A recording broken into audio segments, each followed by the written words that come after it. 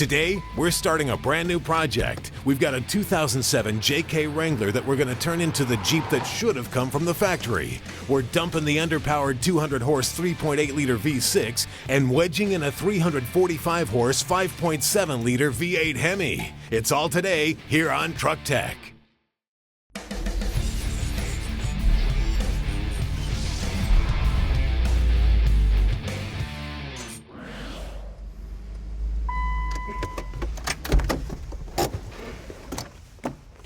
Hey, welcome to Truck Tech. Well, today we start on a brand new project. Now, you've seen us work on Jeeps before, and for very good reason. These vehicles make a great dual-purpose rig, and with select modifications, you can drastically improve the appearance as well as the function of a Jeep. Now, these JKs came out in '07. And the oldest ones are becoming quite affordable. In fact, we picked up this clean '07 with 93,000 miles on it for just under 15 grand. And so far, it's nice and clean and unabused, but we need to work on making it better. Now, underneath the hood is a 3.8-liter V6 making 202 horsepower, but only 237 pounds of torque. And while that might be fine for a stock Jeep on stock-sized tires, well, once you add a bumper and a winch, larger tires, some body armor, and maybe a tire carrier, well, it quickly becomes a burden for this somewhat underpowered engine. Not to mention, performance and fuel economy really suffer. But before we condemn this thing completely, let's take it for a quick road test and see how she does. And the road test actually was quick as long as we were going downhill. All kidding aside, the thing did what it was supposed to do on the highway and handled okay on the corners and got itself out of its own way. So while it was still completely stock, we thought we'd give it a 0 to 60 test. Go. Now keep in mind this is a casual stopwatch non-scientific test, and it got us from 0 to 60 in round about 10 seconds. The 60 to 0 braking test was actually pretty impressive and a little dramatic with a short wheelbase. Feels like it's going to stand on the front bumper. Now, we didn't even bother to take it off-road with the tiny all-season street tires on it. We figured there's plenty of time to get it unstuck with it lifted and a little more juice in it. Now, back in the shop with the Jeep on the lift, we can take a closer look at the underside. Now, for a rear axle, it's no more Dana 35 weak rear axles. This is the Dana 44. It's got disc brakes and some decent aftermarket support. Now, up front is a Dana 30 axle with 373 gears, obviously just like the rear. Now, this is an okay axle, and it's got some aftermarket support. And you can get one of these things to live underneath a lightly modified Jeep as long as you don't run tires that are too big or expected to be bulletproof. Now, for a transfer case, we've got an NP241 with a 272 to 1 low range ratio. And one of the good things about Jeeps, well, they're made to go off-road. And skid plates protect some of the hard parts. Now, even though we didn't wheel this Jeep, performance was, to use Ryan's words, it was okay. The braking test actually worked out pretty good, but at the end of the day, it's still a 3.8 V6 with about 200 horsepower and about 200 foot-pounds of torque. Not bad for a stock vehicle. But once you start loading it up with bumper weight, winches, wheels and tires, suspension components, things like that, it starts to rob power because it's just flat out heavier. You can buy some of that back with gearing, but it's still a stock output. Now, there are forced induction kits, there's turbochargers, root-style blowers for that 3.8, but at the end of the day, there's no replacement for displacement, and there's no better way to increase displacement than a V8 swap. There's no better V8 swap than a late model Hemi.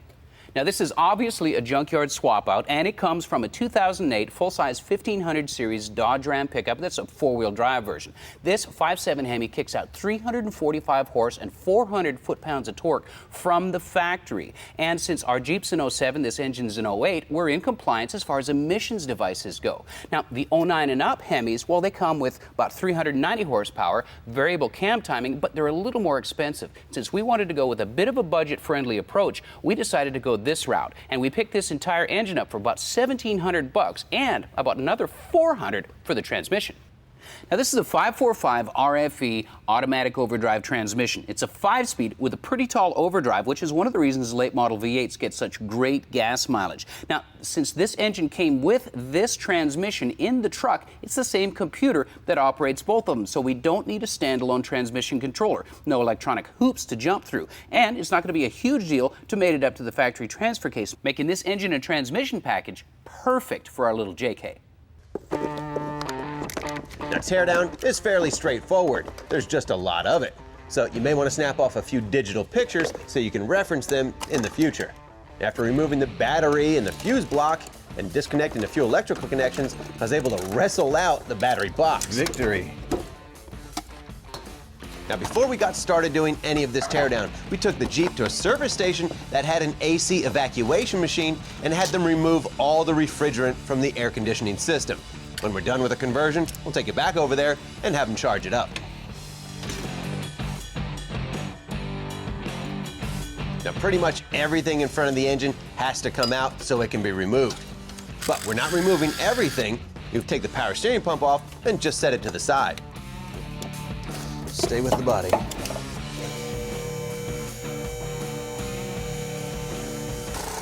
And with the Jeep up in the air, we were able to start removing skid plates and drive shafts so we could ultimately remove the transfer case and pull the engine and transmission as a unit. And after supporting the transmission, we were able to remove the cross member and the exhaust system. So at least the catalytic converters anyway. Now make sure you keep track of all this hardware because a lot of it gets reused.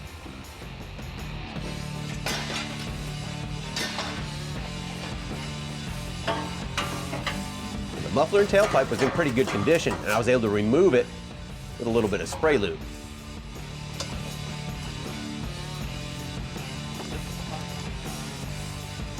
With the rear drive shaft out of the way, I was able to remove the 6 nuts retaining the transfer case and wrestle it to the ground. I ate my Cheerios this morning, so. I'm going to temporarily reinstall the cross member.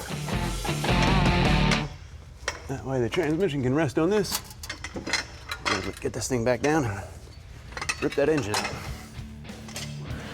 Up next, we'll get the old V6 out. And later, we'll get the new V8 in. Stick around.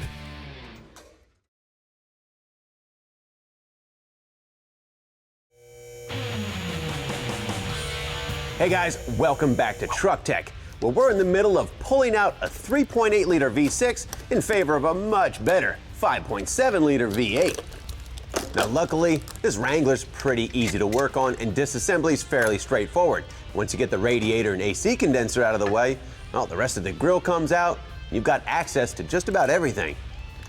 And when pulling an engine, especially a late model engine, I always seem to forget one ground strap or wiring connection or something like that. So it pays to be extra diligent to make sure everything's disconnected.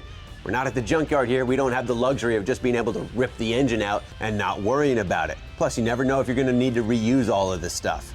So take your time, go little by little, and eventually it'll come out. Free. Ready? By attaching 2 chains to the outlets of the exhaust manifolds, the engine and trans combo balanced out pretty well, and we were able to pull this thing without damage. Which is a good thing, because you might be able to find somebody that needs to replace their blown 3.8, and you can make a little bit of money back.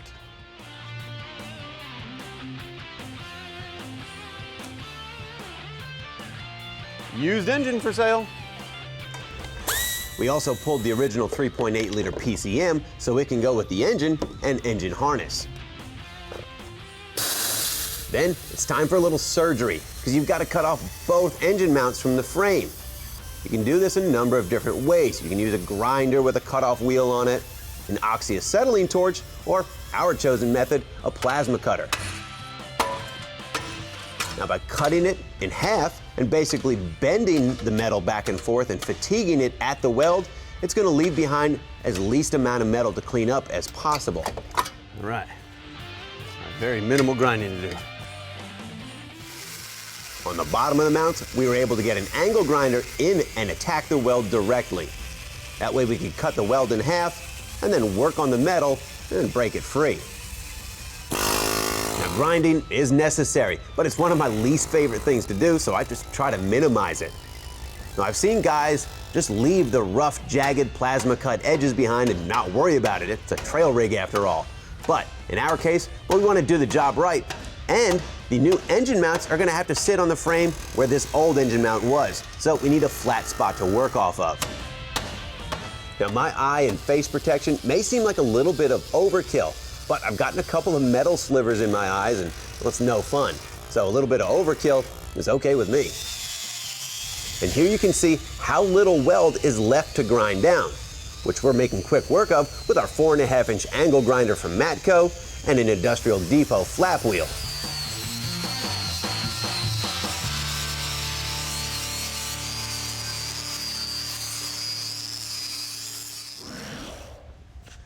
All right, now the V8 conversion we're doing moves the location of our transfer case, changing the length requirements for both the front and rear drive shafts. But if you wheel a JK with a lift kit and oversized tires and wheels, well, upgrading your drive shafts may be something you want to do anyway.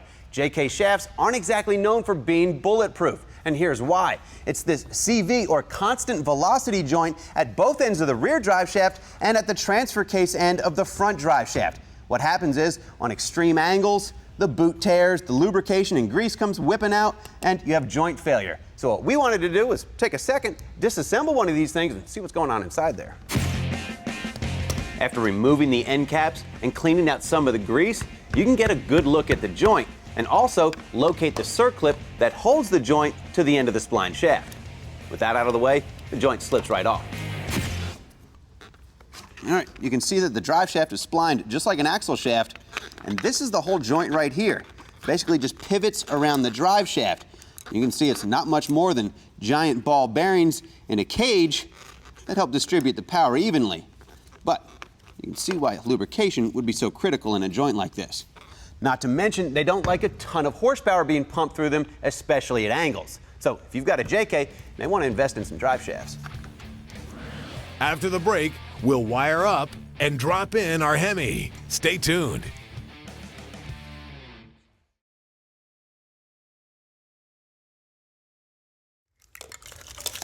Hey guys, welcome back to the shop. Now we're just about ready to install our new to us Hemi once we get the engine mounts welded in place. Now when we picked up our Hemi, it did have an engine wiring harness attached to it, but typical junkyard fashion, well, I just hacked the harness in two just to make removal of the engine that much easier. No big deal. We've got a new aftermarket engine harness that came with a swap kit from Hotwire Auto. And it looks like a lot, but it's really not a big deal. It plugs directly into the PCM. We've got a few individual wire connections to make, but the rest of it is plug and play, factory style, and clearly labeled connectors. Now we could install that harness after we install the engine, but then you just have to lean over the fender and the front end, so we're gonna do it right now. Well, it's a little easier. One of the most intimidating things about doing a late model engine swap is the electronics. But when somebody else has already done the engineering and all the figuring for you and makes it plug and play, well, it makes swaps for guys like you and me possible. Now there's a lot of connections to make. You've got 8 coil packs and 8 injectors and a bunch of other stuff to hook up. But the harness lays out nicely, it's easy to figure out where things go, and it's kind of hard to screw up. Now on the front of the engine, don't forget the kind of hard to reach cam sensor and the oil pressure and temp sensors.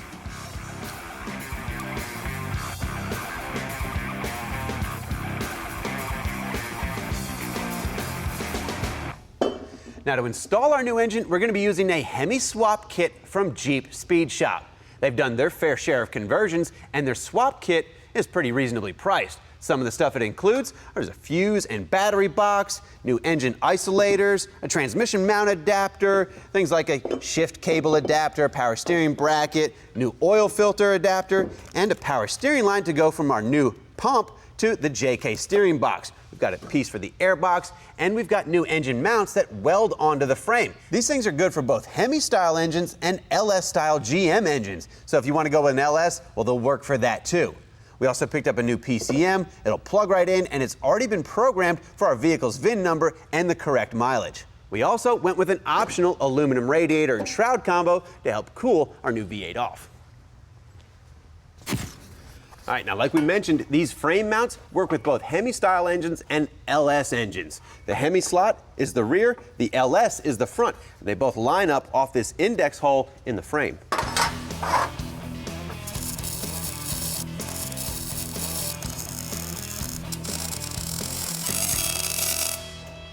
All right, that'll be good for test fit this engine. Make sure we're in good shape before we fully weld it in.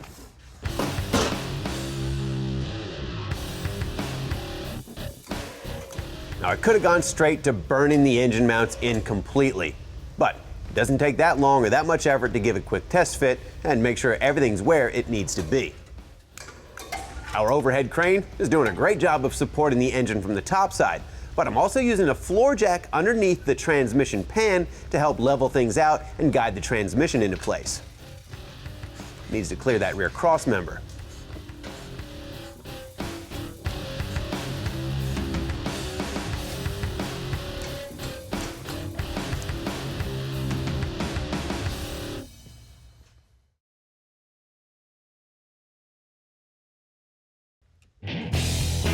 Hey guys, welcome back to the shop, where we're in the middle of our JK drivetrain upgrade test fit. All right, cross member's located.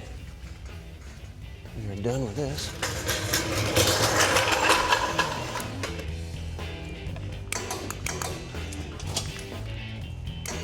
All right, I can wrestle those mounts in there somehow. We'll be in good shape. Actually got plenty of room. The engine isolators came in our Jeep Speed swap kit, and they've got to be installed after the engine's kind of floating in its approximate position. They bolt right to the side of the block and rest on the frame mounts with a through bolt. And we tried to install it with the engine mounts already in place, and it just wasn't going to happen. Now ultimately, we're going to end up using the bottom hole for the through bolt. We're just using the top hole for now.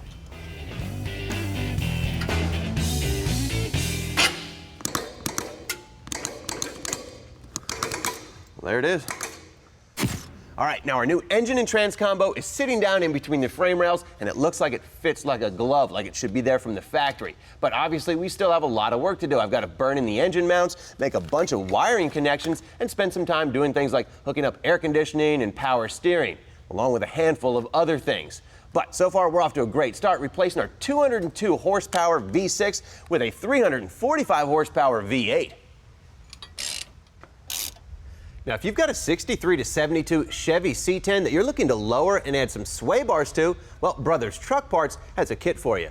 The kit includes 3-inch drop springs for the front, 4-inch lowering springs for the rear, shocks that are sized and valved to match, along with an 1 1/8 sway bar for the front and a 7/8 of an inch sway bar for the rear, along with all the polyurethane bushings, bracketry, end links, and hardware. You're going to need to install it so you can improve the handling in your truck, all with one part number.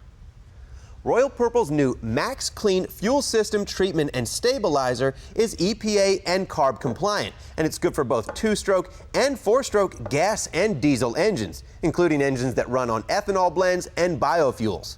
Royal Purple claims Max Clean will improve fuel economy by about 3% on average, along with bumping up horsepower by an average of 2.5%. It reduces rough idle, hesitation installing, and reduces emissions. Max Clean is also a fuel system stabilizer for off-season storage, and a 6-ounce can will treat up to 20 gallons. Now, I'm sure you guys are familiar with the benefits of red top starting batteries, and I know a lot of you guys run them. But now, Optima batteries have their own Optima charger. This microprocessor-controlled charger obviously works on Optimas, but it also works on other AGM batteries as well. It will recover deeply discharged batteries and extend battery life. It's also got an LCD charging gauge and quick set selections for easy operation. So if you want to help protect the investment you made in an Optima battery, we'll pick up an Optima charger. Guys, thanks for watching Truck Tech. See you next time.